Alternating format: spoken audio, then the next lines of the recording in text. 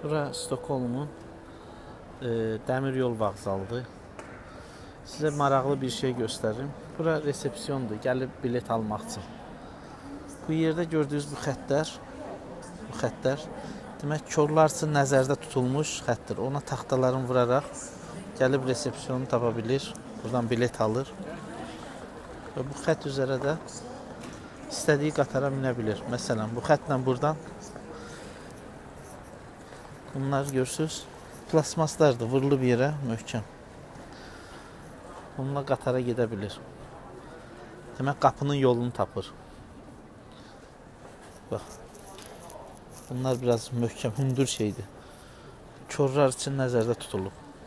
Avtovağzalın içində. Bax, demək, iki qapısı var. Kör buradan da girə bilər. Demək, buradan yol dəyişib, bu qapıdan da girə bilər.